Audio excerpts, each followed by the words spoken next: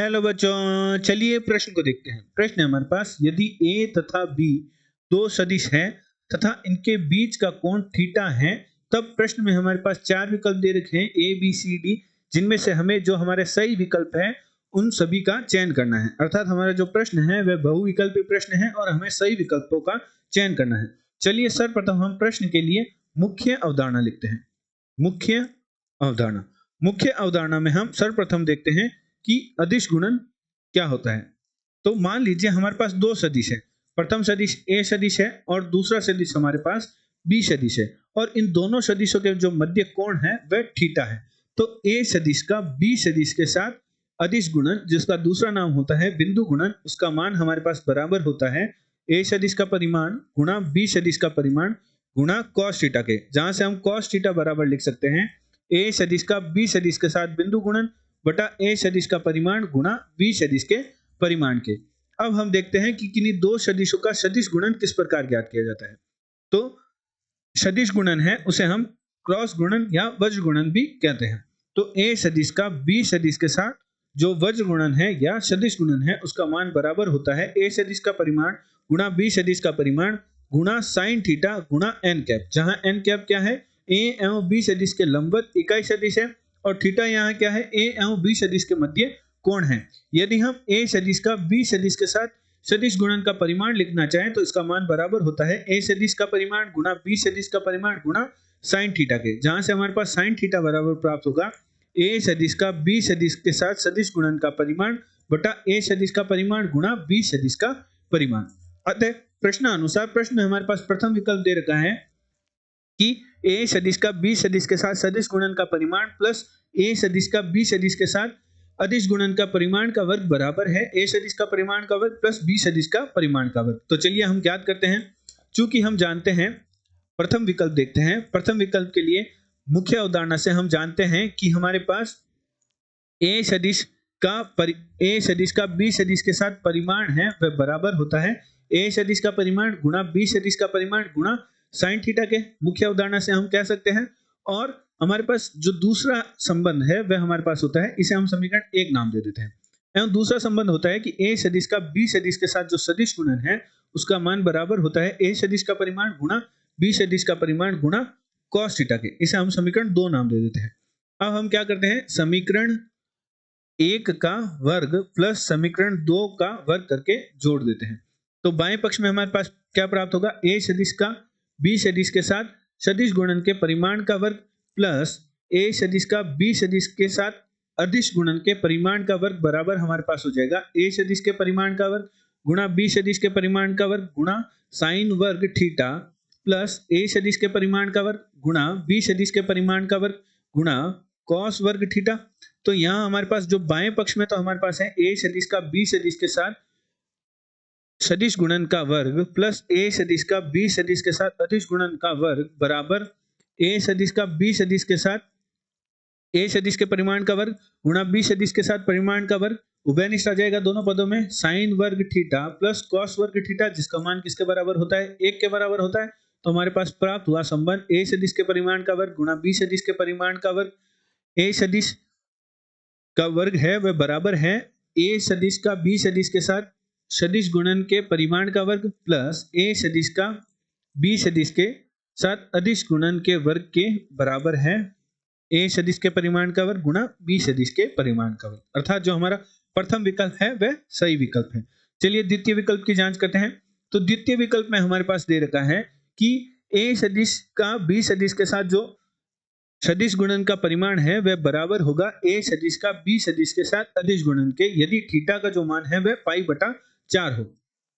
तो हमारे पास जो समीकरण एक और दो है उसमें हम क्या कर देते हैं, जो समीकरण एक व दो से पुनः हमारे द्वितीय विकल्प की जांच करते हैं। तो समीकरण एक व समीकरण दो में थीटा का मान पाई बटा 4 रखने पर, तो जब हम समीकरण एक में थीटा का मान पाई बटा 4 रखेंगे तो हमारे पास समीकरण एक थी ए सदिश का बी सदिश के साथ सदिश गुणन का परिमाण बराबर ए सदिश का परिमाण गुणा बी सदिश का परिमाण गुणा साइन हमने रखा पाई बटा 4, तो साइन पाई बटा 4 और दूसरी इसे हम समीकरण 3 नाम दे देते हैं या इसे हल कर लेते हैं। तो sin पाई बटा 4 का मान हमारे पास किसके बराबर होता है? sin पाई बटा 4 का मान हमारे पास होता है sin 45 का मान हमारे पास होता है 1 बटा वर्गमूल 2 के। तो 1 बटा वर्गमूल गुणा a सदिश का परिमाण गुणा b सदिश का परिमाण, इसे हम समीकरण 3 नाम दे देते हैं। अब हम समीकरण जो हमारी द्वितीय है उसमें जो थीटा है उसका मान पाई बटा 4 रखते हैं। तो समीकरण दूसरी हमारे पास थी a सदिश का b सदिश के साथ सदिश गुणन बराबर है a सदिश का परिमाण गुणा b सदिश का परिमाण गुणा cos थीटा। तो cos पाई बटा 4 एवं cos पाई बटा 4 का परिमाण हमारे पास होता है 1 बटा वर्गमूल 2 गुणा हमारे पास आएगा a सदिश का परिमाण गुणा b सदिश का परिमाण, इसे हम समीकरण 4 नाम दे देते हैं। तो समीकरण 4 का जो दायां पक्ष है वह दोनों में ही समान है। अतः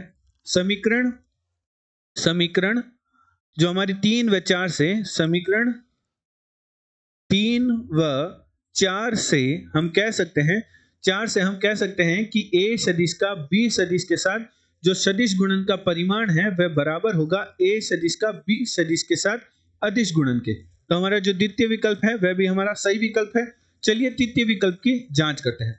तो हमारा तीसरा विकल्प क्या है? a सदिश का b सदिश के साथ जो सदिश गुणन है वह बराबर होगा a सदिश का b सदिश के साथ अदिश गुणन के गुणा n कैप के, जहां n कैप क्या है? एक सामान्य इकाई सदिश होता है यदि थीटा बराबर पाई बटा 4 है। तो इस स्थिति में हम पुनः जो हमारा तीसरा विकल्प है उसके लिए हम लिखते हैं कि a सदिश का b सदिश के साथ जो हमारा a सदिश का b सदिश के साथ सदिश गुणन है वह बराबर होता है a सदिश का परिमाण गुणा b सदिश का परिमाण गुणा sin थीटा गुणा n कैप के, जहां n कैप क्या है? a एवं b सदिश के लंबवत इकाई सदिश है एवं a सदिश का b सदिश के साथ अदिश गुणन बराबर होता है a सदिश का परिमाण गुणा b सदिश का परिमाण गुणा cos थीटा के। इसे हम समीकरण 5 और इसे हम समीकरण 6 नाम दे देते हैं। अब हम समीकरण 5 व 6 में थीटा बराबर पाई बटा 4 रख देते हैं रखने पर। तो हमारी जो समीकरण 5 और 6 क्या बन जाएगी? a सदिश का b सदिश के साथ सदिश गुणन बराबर a सदिश का परिमाण गुणा b सदिश का परिमाण गुणा साइन पाई बटा 4 गुणा n कैप। तो हमारे पास मान प्राप्त होगा 1 बटा वर्गमूल 2 a सदिश का परिमाण गुणा b सदिश का परिमाण गुणा n कैप के, एवं जो हमारा a सदिश का b सदिश के साथ सदिश गुणन है, a सदिश का b सदिश के साथ अदिश गुणन है, वह हमारे पास प्राप्त हो जाएगा a सदिश का परिमाण गुणा b सदिश का परिमाण गुणा cos पाई बटा 4 जिसका मान 1 बटा वर्गमूल 2 गुणा a सदिश का परिमाण गुणा b सदिश का परिमाण होता है। तो 1 बटा वर्गमूल 2 गुणा a सदिश का परिमाण गुणा b सदिश के परिमाण की जगह हम लिख सकते हैं a सदिश का b सदिश के साथ अदिश गुणन। तो इसे हम क्या करते हैं? 7 नाम दे देते हैं और इसे हम 8 नाम दे देते हैं। तो समीकरण 7 व 7 या 8 से समीकरण 8 से मान 7 में रखने